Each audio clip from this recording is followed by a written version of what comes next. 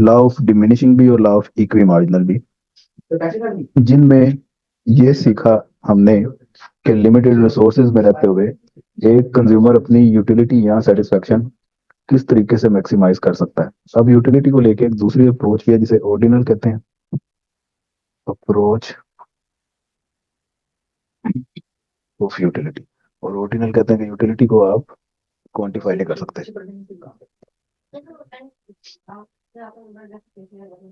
Utility can not be measured in numbers. It is a qualitative phenomena.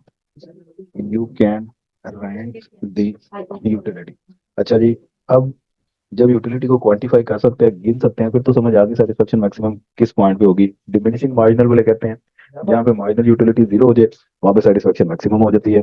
Equi marginal वाले कहते हैं जहाँ पे मार्जिनल यूटिलिटीज इक्वल हो जाए वहाँ पे सेटिस्फेक्शन मैक्सिमम हो जाती है। लेकिन जब यूटिलिटी को गिन ही नहीं सकते तो कैसे पता चलेगा कि सेटिस्फेक्शन मैक्सिमम किस पॉइंट पे हो रही है। तो फिर यहाँ पे दो चीजें आ जाती हैं, कि डिफरेंस कर्व और दूसरा बजट लाइन। ये दोनों ग्राफिकली हम चेक करेंगे और मैथमेटिकली जहाँ पे बराबर हो जाएंगी दोनों चीजें वहां पे सेटिस्फेक्शन मैक्सिमम हो जाएगी। तो इन दोनों को एक साथ हम स्टार्ट नहीं कर सकते, पहले इंडिफरेंस कर्व को स्टार्ट कर लेते हैं। तो हेडिंग दे दें, बल्कि क्वेश्चन लिखने बट इस इंडिफरेंस कर्व या explain indifference curve with the help of schedule and diagram.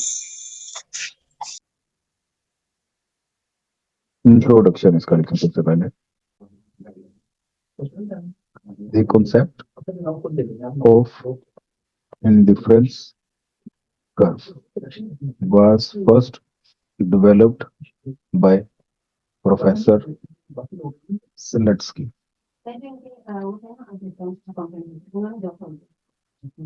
in 1908. Later on, it was developed by R.G.D. Allen and J.R. Hicks in 1928. एक मिनट जरा अजान हो जाए उसके बाद स्टार्ट करते हैं। हाँ जी, इसकी डेफिनेशन लिखें।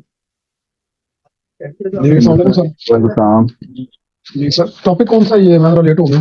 ये ऊपर प्रश्न लिखा हुआ है डिफरेंस कर्व, इसका इंट्रोडक्शन करवाया, अब इसकी डेफिनेशन आ गई। ये सर मैथमेटिक्स में नहीं, माइक्रोइकोनॉमिक्स। माइक्रोइकोनॉमिक्स, ठीक है sir. Difference curve is the curve which shows different combinations of two commodities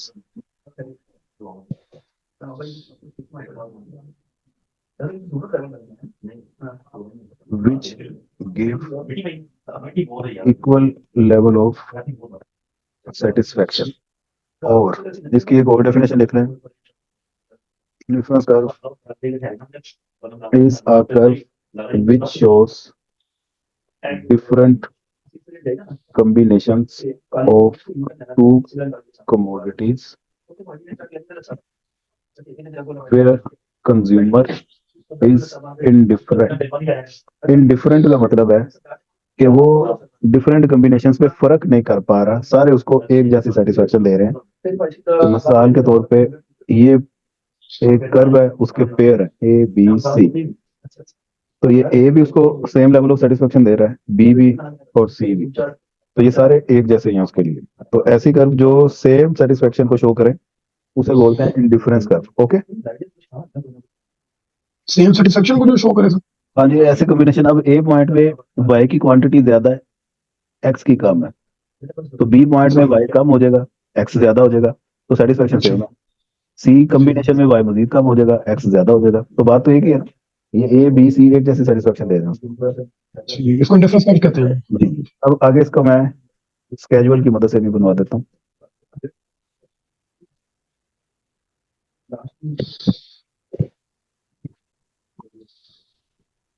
Now we will explain it with the help of a schedule and a diagram। सबसे पहले x commodity, इसके बाद y commodity,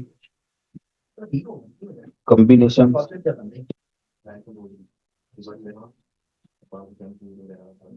satisfaction, MRS। 13 combination a, satisfaction ये किसी एक level पे दे रहा है, फर्स्ट कर ले के लेवल की सेटिस्फेक्शन में। एमआरएस क्या है ये मैं बाद में बताता हूँ। एक्स का एक एडिशनल यूनिट बनाना है तो वाई के कम करने पड़ेंगे, फर्स्ट कर लेते हैं 9, इसे कॉम्बिनेशन बी कह ले, सेटिस्फेक्शन के। 3 अगर एक्स के करने आपने वाई मजीद कम हो जाएगा, कॉम्बिनेशन सी के। 4 पे 4 कॉम्बिनेशन डी के। 5 पे 3 कॉम्बिनेशन ई के। ये लिख रहे हैं जरा जल्दी से।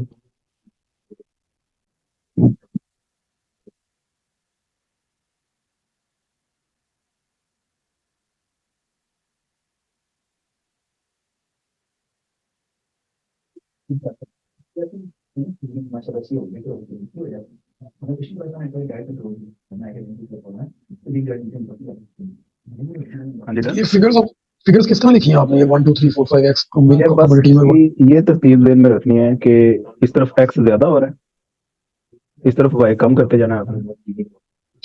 आप वैल्यूज तो अपने कमों में हिसाब से चेंज भी कर सकते हैं। कमों में हाँ, कम कॉम्बिनेशन, ये तो कॉम्बिनेशन है ना, A B C D E F G, जितने कॉम्बिनेशन होंगे उनको नाम देते जाना। और ये सारे कॉम्बिनेशन एक जैसी सेटिस्फेक्शन दे रहे हैं, के। अब एम आर एस क्या होता है? एम आर एस, ये आगे मैं फार्मूला लिख रहा हूँ, ये rate of change in Y, D Y over D X. D difference होता है, difference in Y divided by difference in X. तो सबसे पहले इधर आ जाएगी ये डैश लाइन, उसके बाद इन 13 और 9 के दरमियान डिफरेंस क्या है, इन दोनों को माइनस करेगा जरा, 4 बनेगा ना।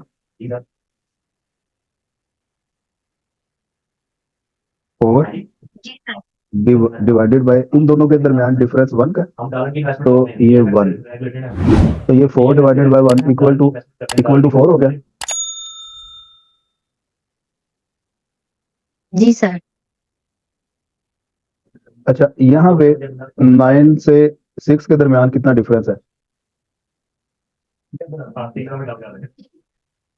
3 का। तो 3 ओवर 1 इक्वल टू 3 रहेगा ना, मैं डायरेक्ट 3 लिख रहा हूँ, इधर 2 इधर 1। ये एम आर एस के पॉइंट्स हो गए। ओके, जी सर। अब एम आर एस क्या होता है? Marginal rate of substitution. ये मैं इधर लिख रहा हूँ इसकी डेफिनेशन, बल्कि एम आर एस डिटेल में ना कल करवाऊंगा, आप अभी सिर्फ ये याद रखें, मार्जिनल रेट ऑफ सब्सटीट्यूशन। ये दिखाता है rate of exchange between two commodities. तो ये इसका लिख लें, it shows rate of exchange between two commodities. Okay जी। रेट ऑफ चेंज जी बिटवीन सर। टू कमोडिटीज, मसलन आपने एक्स का एक यूनिट एडिशनल लेना है तो वाई के कितने सेक्रीफाइस करने पड़ेंगे? 4। बी से सी पेयर पे अगर आप जाना चाहते हैं, एक्स का एक एडिशनल यूनिट लेने के लिए वाई के कितने यूनिट सेक्रीफाइस करना चाहेंगे आप? 3।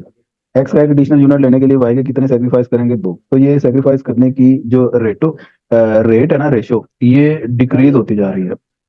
इसे बोलते हैं डी एम आर एस, यानी कि माइनर रेट ऑफ सब्सटीट्यूशन आपका डिमिनिश होता जा रहा है। ओके,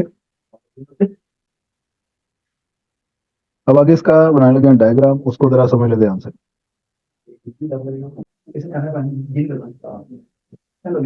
यहाँ पे एक्स कमोडिटी एक्स एक्सिस पे, वाई एक्सिस पे वाई कमोडिटी। तो एक्स के डिफरेंट पेयर देख के ना यहाँ पे स्केलिंग कर लें, 1 2 3 4 5। यहाँ पे 2 2 का गैप ले लें, 2 4 6 8 10 12 14। तो पहला पेयर आपने प्लॉट करना है 13 पे 1, तो ये 1, ये 13, ये आ गया जी कॉम्बिनेशन ए। 2 पे 9 है, तो ये 10 और 8 के दरमियान में 9, इसको लेके जाना है आपने 2 तक, ये कॉम्बिनेशन बी। 3 पे 6 है, ये 6 ने जाना है 3 तक, ये सी आ गया। 4 4 4 4 डी। 5 3, ये 3 ये 5, इसे कह देना आपने ई। हाँ जी, समझ लगे ये पॉइंट कैसे प्लॉट हुआ है? जी सर। Well done. अब इन पॉइंट्स को आपस में आप ज्वाइन कर लें, ए बी सी डी ई। तो ये एक कर्व बन गई है, इसे आप नाम देंगे इंडिफरेंस कर्व का। जी सर। ये इंडिफरेंस कर्व का कंप्लीट टॉपिक यहाँ तक आप लोगों ने एक काम करके मुझे कल चेक करवाना है। इस डायग्राम की एक्सप्लेनेशन ये आपका होमवर्क है, ये मुझे आपने लाजमी चेक करवानी है कल क्लास से पहले पहले। और एक्सप्लेनेशन में आपने यही कहना कि एक्स एक्सिस में नेक्स्ट कमोडिटी ली, वाई एक्सिस में वाई कमोडिटी ली, और ये इनकी वैल्यूज देखते हुए हमने स्केलिंग की एक्स एक्सिस और वाई एक्सिस में, और इनके एक्स और वाई के डिफरेंट कॉम्बिनेशन हमने प्लॉट किए, point A B C D E, इन पॉइंट्स को आपस में कनेक्ट किया, तो ये इंडिफरेंस कर्व हमें ये मिल गया। और ये इंडिफरेंस कर्व याद रखे कन्वेक्स है, ये जो शेप इसकी बनी है ना कन्वेक्स इसे बोलते हैं, कन्वेक्स टू दी ओरिजिन।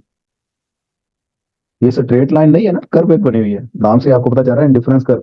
तो ये कर्व भी बनेगी, स्ट्रेट लाइन नहीं बनेगी। अगर स्केलिंग ठीक नहीं करेंगे तो इंडिफरेंस कर्व आपका इस तरह का बनेगा, गलत हो जाएगा। ये स्ट्रेट लाइन नहीं होती, कर्व होती है।